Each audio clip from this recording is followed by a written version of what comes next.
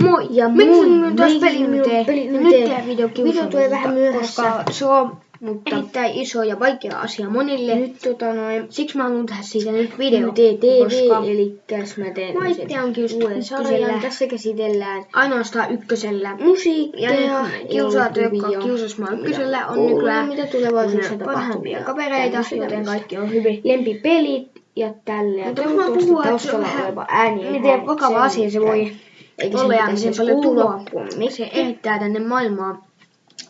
Joo. Ja olkaa hiljempaa siellä.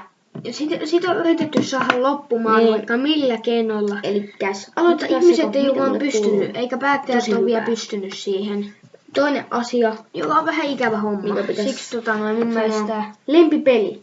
Ehkä tällä hetkellä pitäisi loppua ja siihen pitäisi saada ehkä keino Overwatch. keino Se on keksittyä. hyvä. Mä oon pelannut sitä Keino keksittyä se ja on Overwatch on hyvä. ja Lempimusiikki. koska on vakava asia, miten paljon tuhoa Let Me Love se You. tuottaa. Lempielokuva. Esimerkiksi Ehkä uutisvideo, tällä hetkellä Ant-Man 1. jonka mä tein. En tiedä. Se tulee varmaan huomenna.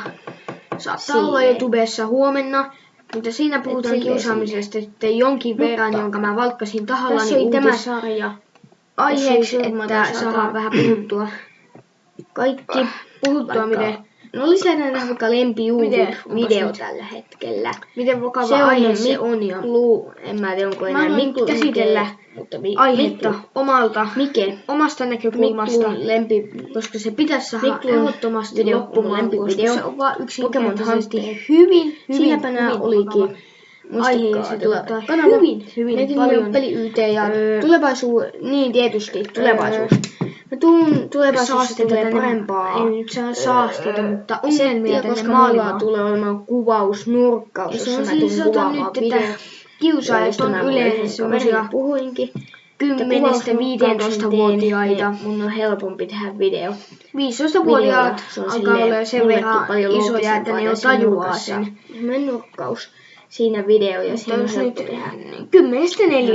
10-14. Että tämmöiseltä kuulostaa tulevaisuus. Välillä 15 kestä Eikä ikinä sun tiedä. meikän puolesta Sitä on vähän voi. vaikea saada loppumaan nimittäin. Moi.